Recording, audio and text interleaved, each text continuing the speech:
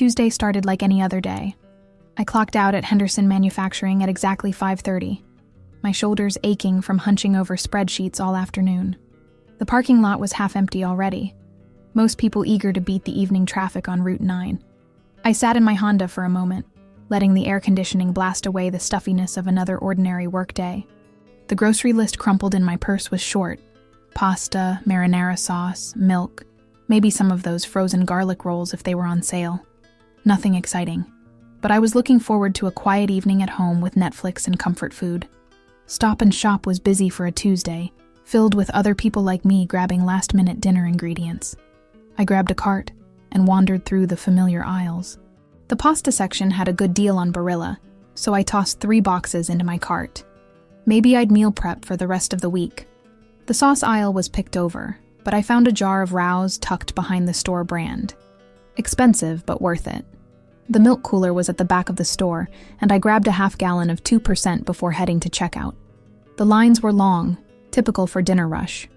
I ended up behind a guy with a cart full of energy drinks and frozen pizzas, probably a college student. I pulled out my phone and started scrolling through Instagram, half watching my co-worker Sarah's vacation photos from Cape Cod. The line moved slowly, and I found myself zoning out, thinking about whether I had enough episodes left in my current binge watch. That's when I felt someone watching me. You know that feeling, when the hair on your neck stands up for no reason? I glanced around and noticed the woman in line behind me.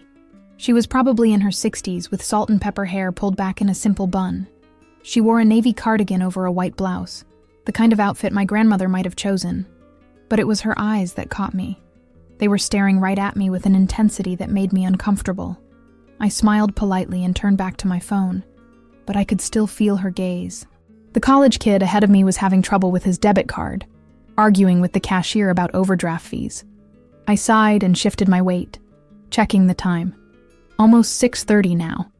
"Excuse me," the woman said softly. Her voice had a slight tremor to it, like she was nervous.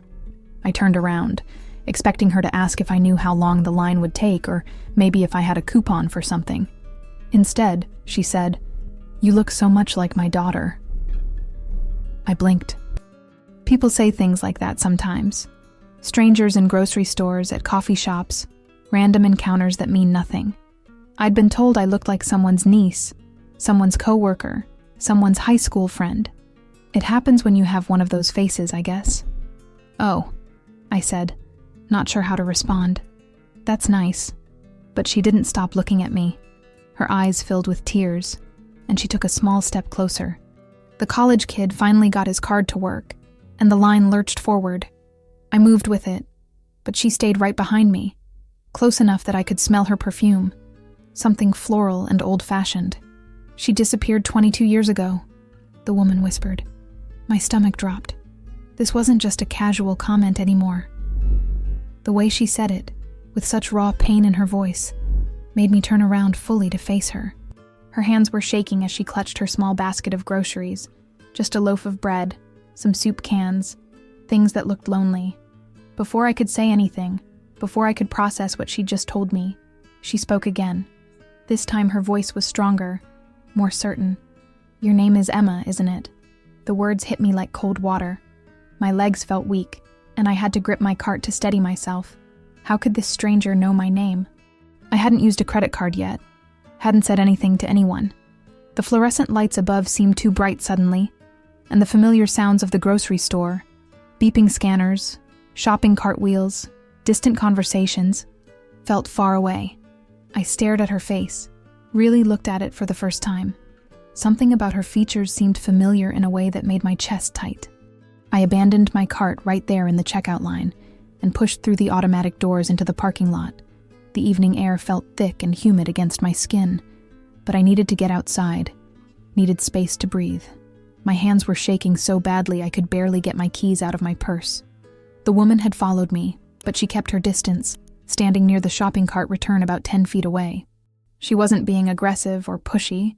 She just looked heartbroken, like she was afraid I might disappear if she got too close. "I'm sorry," she called out. "I didn't mean to scare you. When I saw you, I couldn't believe it. You have her eyes. Exactly her eyes." I leaned against my car, trying to make sense of what had just happened. My name. She knew my name. How was that possible? I'd never seen this woman before in my life. Had I? Looking at her now, in the better light of the parking lot, there was something about her face that tugged at something deep in my memory. Not a clear recollection, just a feeling, like trying to remember a dream. "How do you know my name?" I finally managed to ask. She took a careful step closer. "Because you're my daughter. I know it sounds crazy, but I've been looking for you for 22 years. Your name was Emily then. Emily Hayes. You were 3 years old when..." She stopped, her voice breaking. Emily Hayes. The name meant nothing to me, but hearing it made my stomach churn. I shook my head. "No, you're mistaken. My parents are Mark and Julia Richardson. I grew up in Worcester. I've lived here my whole life." The woman, she'd said her name was Margaret Hayes, pulled a worn photograph from her purse. Even from several feet away, I could see it was a picture of a small child with dark hair and big eyes. She held it up, and I felt like I was looking at myself. I got in my car and drove home in a daze, leaving her standing there in the parking lot. But her words followed me. 22 years. A missing daughter. Emily Hayes. By the time I pulled into my driveway, my heart was racing so fast I thought I might pass out. My apartment felt different somehow, like I was seeing it through someone else's eyes. The framed photos on my bookshelf, the ones I'd looked at thousands of times, suddenly seemed important. I pulled out my childhood albums and spread them across my coffee table. Most of my baby pictures were fuzzy or poorly lit. There were hardly any from before I was 4 or 5 years old, which I'd always thought was normal. Some families just weren't good at taking pictures, right? But looking at them now, really studying them, I noticed things I'd never paid attention to before. In the few early photos, I looked different somehow. Not just younger, but like a different child entirely. My hair was lighter, my clothes didn't match the style of the later pictures. And in one photo, I must have been about 4, I was wearing a little blue dress with white flowers. I remembered that dress, or thought I did, but the memory felt strange, like it belonged to someone else. I called my mom around 9 o'clock. Dad answered, which was unusual since Mom always grabbed the phone first. "Hey, sweetheart. You okay? You sound upset. Is Mom there? I wanted to ask her something about my baby pictures." There was a pause. "She's in the shower. What about them?" We don't have very many from when I was really little. I was wondering what happened to them." Another pause, longer this time. "You know we had that flood in the basement when you were about 5. Lost a lot of stuff. Your mother was heartbroken about those pictures." I'd heard that story before, but tonight it sounded different. Rehearsed, like he'd practiced saying it. "What flood?" "I don't remember any flood. You were young. It was while you were staying at your aunt's house for the weekend. By the time you got back, we'd cleaned everything up." Aunt's house. I didn't remember having an aunt, at least not one I'd stayed with. My dad's side of the family lived in California, and my mom was an only child. At least, that's what I'd always been told. After I hung up, I sat on my couch staring at those early photos until my eyes hurt. The more I looked, the more wrong everything felt. The timeline didn't make sense. The gaps in my memory weren't normal childhood forgetfulness. They were too complete, too clean. I spent most of the night on my laptop Googling missing children from 2003. There were so many faces, so many families destroyed by loss. But when I typed in, "Emily Hayes missing Massachusetts 2003, a news article popped up that made my blood freeze. The headline read, "3-year-old still missing after custody dispute turns violent." Below it was a photo of a little girl with dark eyes and a shy smile. She was wearing the blue dress with white flowers. The same dress from my earliest memory, the one I thought I remembered but couldn't quite place. I stared at that picture until the sun came up, trying to convince myself it was just a coincidence. Lots of little girls had dark hair and shy smiles. Lots of little girls wore blue dresses. But deep down, in a place I'd never let myself look before, I knew the truth. The little girl in that news article was me. I called in sick to work the next day. I couldn't imagine sitting at my desk, pretending to care about inventory reports and quarterly projections when my entire world had been turned upside down. Instead, I spent hours reading everything I could find about Emily Hayes. The articles painted a picture that made my chest ache. Margaret Hayes, a single mother working 2 jobs to support her daughter. A bitter custody battle with Emily's father, who had remarried and wanted full custody. Then, one weekend in October 2003, Emily disappeared during what was supposed to be a supervised visit with her father's family. The police had investigated for months. Margaret had appeared on local news shows, holding up that same photograph I'd seen, begging for anyone with information to come forward. The case had gone cold after 6 months, though Margaret never stopped searching. There were follow-up articles every year on the anniversary of Emily's disappearance, showing Margaret at candlelight vigils, posting flyers, refusing to give up hope. The most recent article was from just last year. Margaret, now 62, still working at the same diner in Springfield where she'd been employed when Emily disappeared. Still hoping. Still believing her daughter was alive somewhere. I printed out every article I could find and spread them across my kitchen table. The timeline was becoming clearer, and it was terrifying. Emily had disappeared in October 2003. According to my parents, we'd moved to Worcester in early 2004 because my dad got a better job. I'd started kindergarten there, but the school records showed I'd enrolled mid-year in January. They said I'd been homeschooled before that because I was shy and needed time to adjust. My hands shook as I pulled out my birth certificate, the one I'd used to get my driver's license and passport. It looked official, but now I wondered if it was real. The date said I was born Emma Richardson in 2000. But the paper felt wrong somehow. Too new. Too clean for something that should have been 25 years old. I needed to see my parents face to face. I needed to look them in the eye and ask them directly. But first, I had to know more about what really happened to Emily Hayes.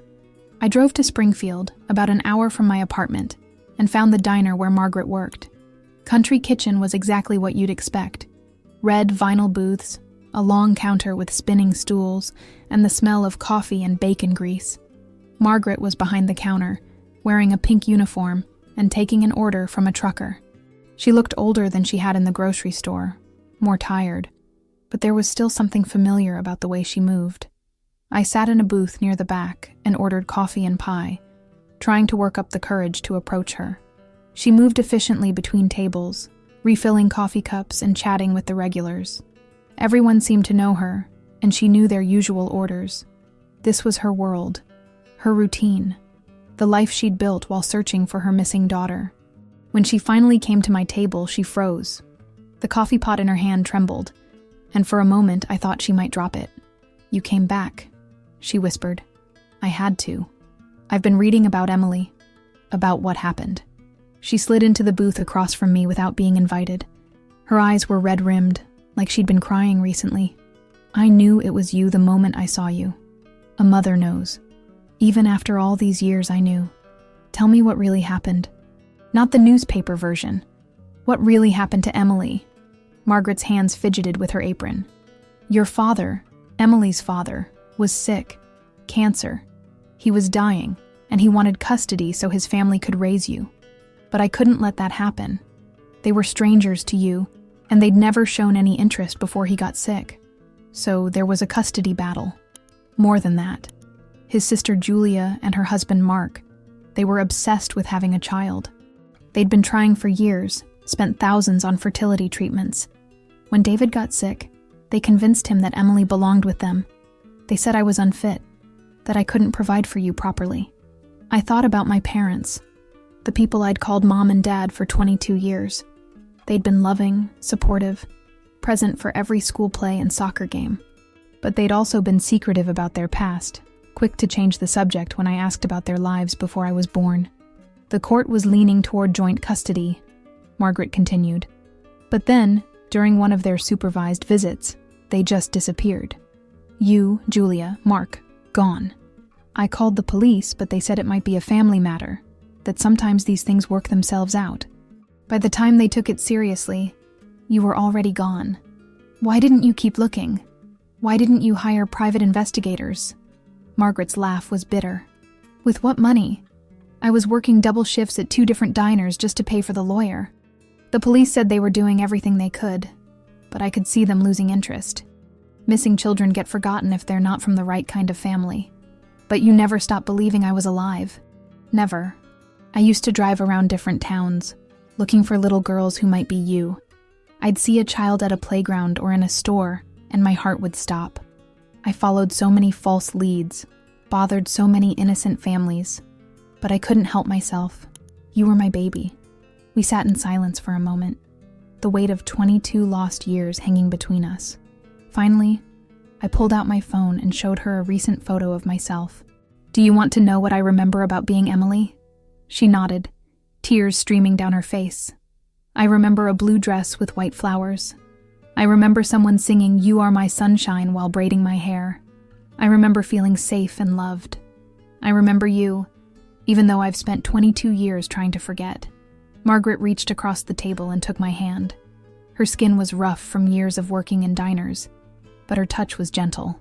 I sang that song to you every night, and that blue dress was your favorite. You insisted on wearing it everywhere. I need to talk to my parents. I need to hear their side of this. What will you do then? I looked at this woman who had spent half her life searching for me, who had never given up hope even when everyone else had. I don't know, but I think it's time for the truth to come out. I drove straight to my parents' house after leaving the diner. It was a 20-minute drive through familiar suburbs, past the elementary school where I'd learned to read, the park where Dad had taught me to ride a bike. Everything looked the same, but I felt like I was seeing it all for the first time. Their house sat on a quiet street, lined with maple trees, a modest colonial with blue shutters, and a small front garden my mom tended religiously. I'd grown up in this house, celebrated birthdays here, brought friends over for sleepovers. It had always felt like home. Now it felt like a museum of lies. I sat in the driveway for 10 minutes, trying to figure out what to say. How do you confront the people who raised you about kidnapping? How do you ask your parents if they stole you from another family? The question seemed impossible, but I couldn't drive away. Not anymore. Mom answered the door with flour on her apron and a smile that faded the moment she saw my face. Emma, honey, what's wrong? You look terrible. We need to talk. All of us. Dad appeared in the hallway behind her, still in his work clothes. He took one look at me, and I saw something shift in his expression. Fear, maybe, or resignation. Come in, Mom said, but her voice sounded different. Careful. We sat in the living room where I'd opened Christmas presents and watched Saturday morning cartoons. The same beige couch, the same family photos on the mantel. But now those photos felt like evidence in a crime scene. I pulled out the printed articles about Emily Hayes and spread them on the coffee table. My parents stared at them without saying a word. The silence stretched on until I couldn't take it anymore. I met her yesterday. Margaret Hayes. She recognized me at the grocery store. Mom's face went white. Dad just stared at the papers like they might disappear if he looked hard enough. She told me about the custody battle, about how you disappeared with me in 2003, about how she's been looking for me for 22 years. Emma, Dad started, but I cut him off. Is it true? Are you my kidnappers? The word hung in the air like a slap. Mom started crying, quiet tears that she wiped away with her apron. Dad looked older than I'd ever seen him, his shoulders sagging under an invisible weight. We didn't kidnap you, Mom finally said. We saved you. Saved me from what? From my mother who loved me? Dad leaned forward, his hands clasped tightly together. From a life of poverty and instability. Margaret was working 2 jobs, living in a 1-bedroom apartment above a pizza shop. She could barely afford groceries, let alone give you the life you deserved. That wasn't your decision to make. Your biological father was my brother, Dad continued. David was dying, and he was desperate. He wanted you to have opportunities, to go to good schools, to have a stable home. Margaret was fighting him every step of the way. Because she was your mother, I said, my voice rising. She had every right to fight for you. Mom reached for my hand, but I pulled away. We tried to do it legally, sweetheart. We applied for custody, went through all the proper channels, but the courts were going to give you back to Margaret. We couldn't let that happen. So you stole me. We gave you a better life, Dad said firmly. Look at what you've accomplished. You graduated college, you have a good job, a nice apartment. Would you have had any of that living above a pizza shop with a mother who was never home? The certainty in his voice made me sick. That's not your choice to make. You don't get to decide that your life is better than someone else's. You don't get to steal someone's child because you think you know better. We loved you, Mom whispered. From the moment David told us about you, we loved you. We tried for years to have children, went through every treatment imaginable. When you came into our lives, it felt like a miracle. A miracle you manufactured by destroying another family. Dad's jaw tightened. Margaret was unstable. She'd been in and out of therapy, couldn't hold down a steady job. The woman was a mess. She was grieving the loss of her daughter. She was looking for me while you were playing happy family with the child you stole. We changed your name to protect you, Mom said, as if that justified everything. Emma Richardson sounded so much better than Emily Hayes. We wanted you to have a fresh start. You wanted to erase Emily completely. You wanted to pretend she never existed. The room fell silent again. I looked at these people who had raised me, who had tucked me in at night and helped me with homework and cheered at my graduation. They weren't monsters. They were ordinary people who had made an extraordinary choice and convinced themselves it was right. Did you ever think about her? I asked quietly. Did you ever wonder what you were putting Margaret through? Mom's tears started again. Every day, especially in the beginning. But we told ourselves that you were better off with us, that eventually she'd move on and find peace. She never moved on. She spent 22 years looking for me. 22 years hoping I was alive, wondering if I was hurt or scared, or if I even remembered her. Do you? Dad asked. Remember her. I thought about the fragments of memory that had been surfacing since yesterday. A woman's voice singing lullabies, gentle hands braiding my hair, the smell of vanilla and cinnamon, feelings more than images, but real nonetheless. Yes, I remember being loved. I remember feeling safe with her. I remember you taking me away from that. Dad flinched like I'd hit him. We thought you were too young. We thought you'd forget and just adapt to your new life. I did adapt.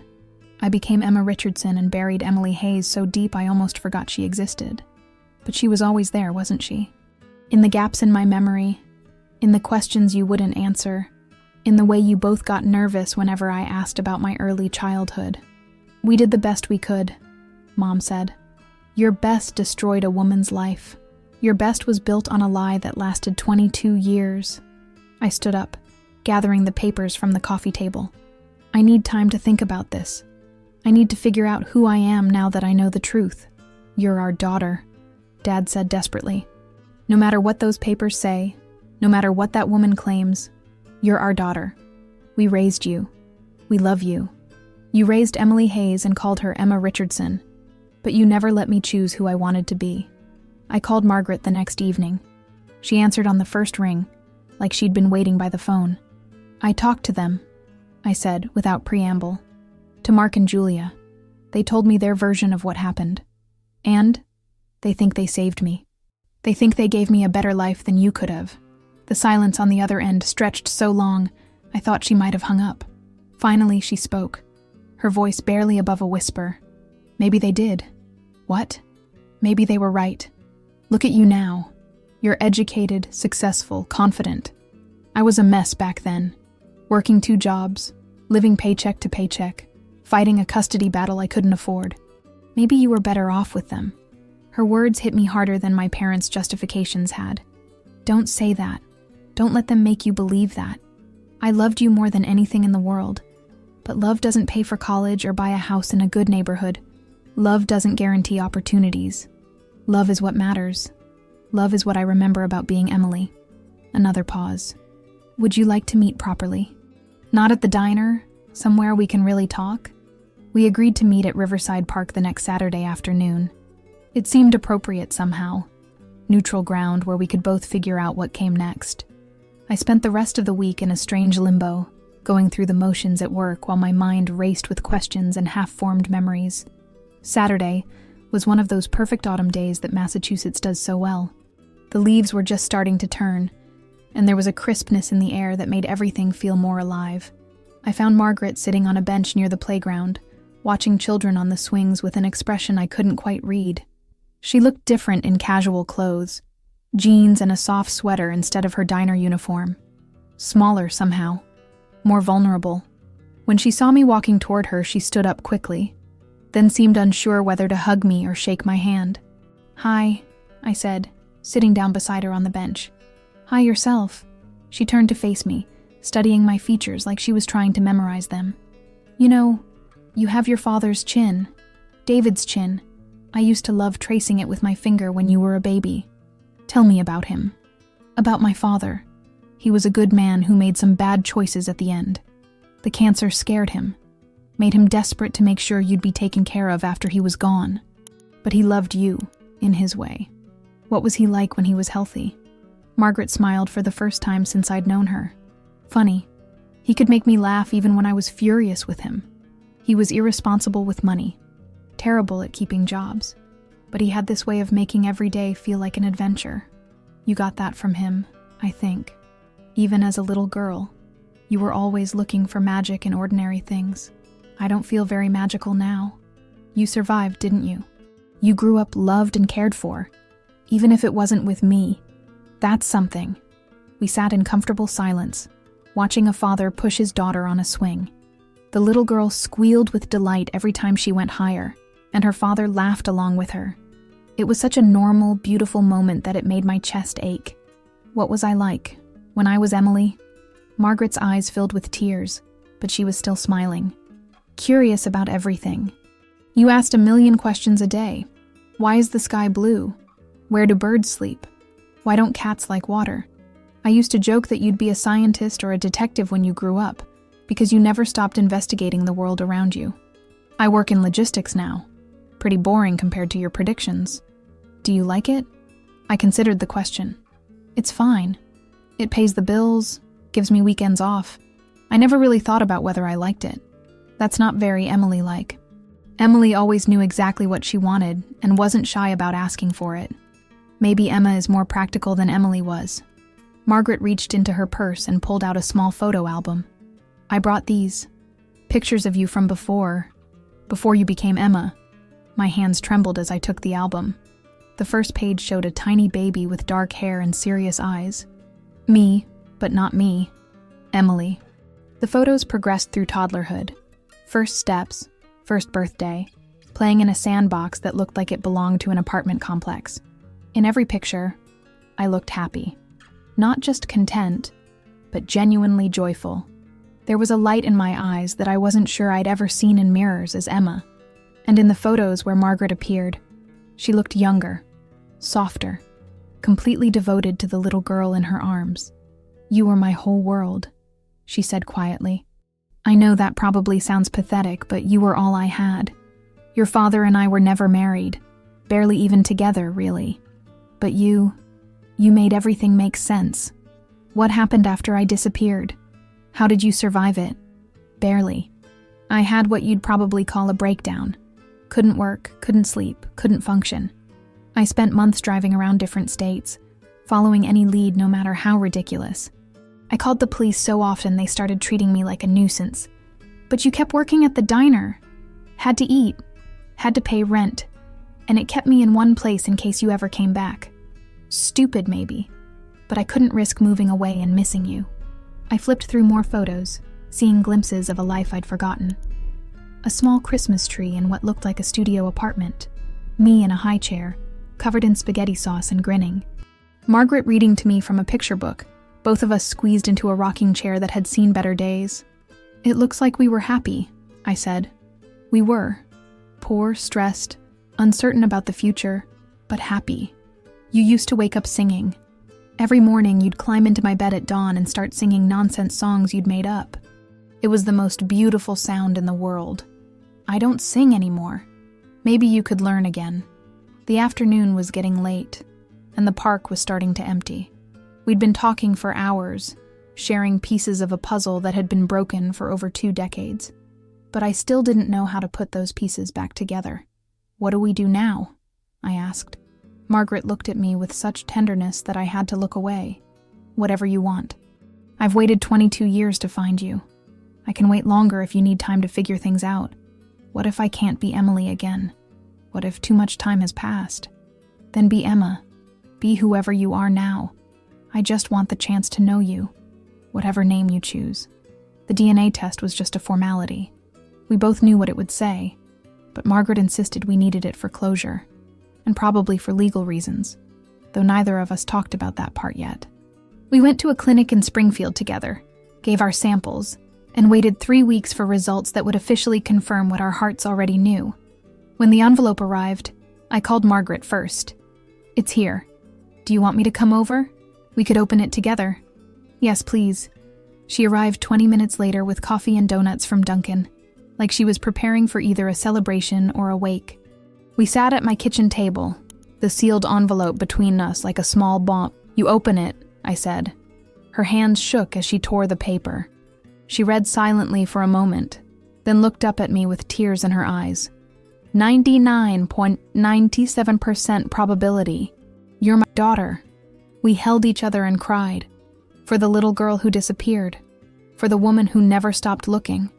For the 22 years that had been stolen from both of us. But also for relief. For finally knowing the truth.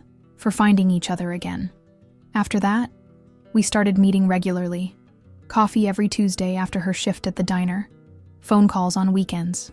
Slowly, carefully, we began to rebuild what had been broken. It wasn't easy. I couldn't just flip a switch and become Emily again, and Margaret couldn't pretend that I hadn't grown up as someone else's daughter. But we found our rhythm. She told me stories about my early childhood, filling in gaps in my memory with details I hadn't even realized were missing. I told her about Emma's life, school plays, soccer games, college graduation, first job. We were like archaeologists, carefully excavating a relationship that had been buried for 2 decades. "Do you remember the songs I used to sing to you?" she asked one Tuesday afternoon. "Sometimes. In my dreams, I think. There's one about sunshine." She started humming "You Are My Sunshine," and suddenly I was 3 years old again, safe in my mother's arms while she braided my hair before bed. The memory was so vivid and unexpected that I started crying. "I remember," I whispered. "I remember feeling loved. Things with Mark and Julia were harder. They wanted to pretend that nothing had changed, that learning the truth didn't matter because they'd raised me with love, but everything had changed. I couldn't look at them the same way anymore. "You're still our daughter," Julia would say whenever I came over for dinner, which was less and less often. "I was never your daughter. I was Emily Hayes, and you renamed me Emma Richardson. There's a difference. We gave you everything," Mark would insist. "A good home, education, opportunities. We loved you. You loved the idea of me. You loved the child you stole and remade in your image. But you never knew who I really was because you buried her the day you took me." The conversations always ended the same way, with hurt feelings and awkward silences, and me leaving earlier than planned. They couldn't understand that love wasn't enough to justify what they'd done. I couldn't forgive them for making that choice without thinking about what it would cost Margaret, or what it might cost me when I eventually learned the truth. Margaret never pushed me to cut ties with them completely. "They raised you for 22 years, she said. "That means something, even if how it started was wrong. How can you be so understanding about this? They stole your daughter, and they gave her a good life. I can hate what they did and still be grateful that you were loved and cared for. It's complicated." Everything was complicated. I started seeing a therapist to help sort through the tangle of emotions and relationships. Dr. Chen was patient and practical, helping me understand that I could be angry about what happened while still appreciating the life I'd lived. "You don't have to choose between Emma and Emily," she said during one of our sessions. "You can be both. You can honor your past while deciding who you want to be moving forward." That's when I made the decision that felt right for the first time in months. I legally changed my name back to Emily Hayes. Not because I wanted to erase Emma completely, but because I wanted to reclaim the part of myself that had been taken away. Margaret cried when I told her. Happy tears this time. "You don't have to do that for me," she said. "I'm not doing it for you. I'm doing it for me. And for the little girl who deserved to grow up knowing her real name." The paperwork took 3 months. When it was finalized, I felt something shift inside me. Not a complete transformation. I was still the same person who'd gone to college and worked in logistics and lived in Worcester, but I was also Emily Hayes again, the curious little girl who asked too many questions and woke up singing. Margaret and I started new traditions. Sunday dinners at her apartment, which was bigger now than the one bedroom she'd had when I was little. We cooked together, something I'd never done much as Emma, but that felt natural as Emily. She taught me her recipe for the chocolate chip cookies she used to make for my birthdays. "You used to steal the chocolate chips right out of the bag," she laughed, watching me do exactly that. Some things never change. I started a new job too, one that felt more like what 3-year-old Emily might have grown up to do. Research coordinator at a missing children's nonprofit. It wasn't detective work exactly, but it was close enough. Every case I worked on reminded me how lucky I was to have been found, to have a mother who never gave up hope. "Are you happy?" Margaret asked me one Sunday as we cleaned dishes after dinner. I thought about it. Happy seemed too simple a word for what I felt. I was Emily Hayes again, but I remembered being Emma Richardson.